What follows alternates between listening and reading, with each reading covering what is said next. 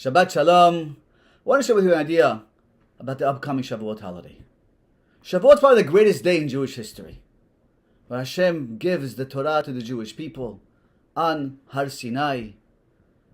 But there's another aspect of Shavuot that is often overlooked.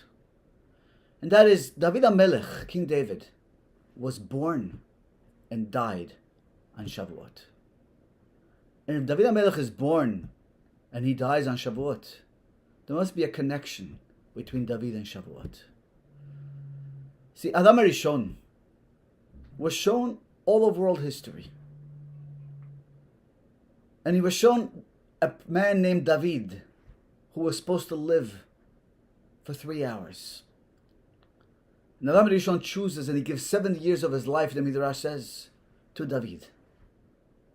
The question is why? Why of all people in Jewish history does Adam HaRishon choose to give 70 years of his life to David HaMelech? You see, what does it mean that David is supposed to live for 3 hours?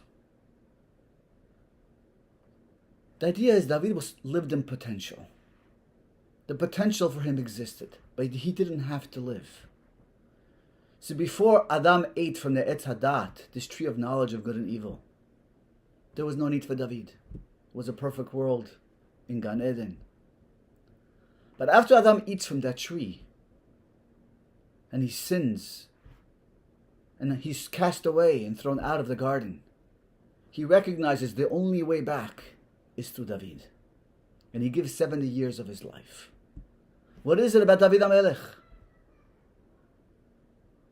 You see, David says something very unique about himself in Tehillim. And he says, Va'ani tefillah. Tachat ahavati yistenuni. Instead of all the love I have showered him with, yistenuni.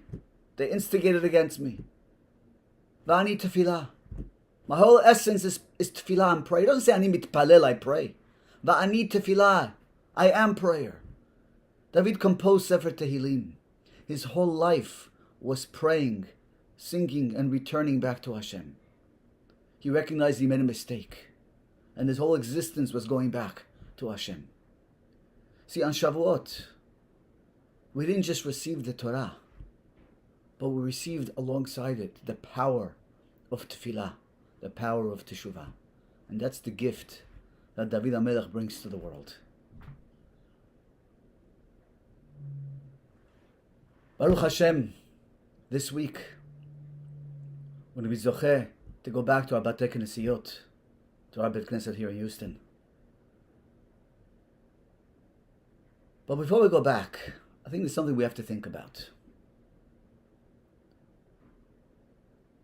If we lost the zechut to pray in our synagogues for 8 weeks, some 10 weeks, then I don't know why Hashem does these things. We can never know the reason.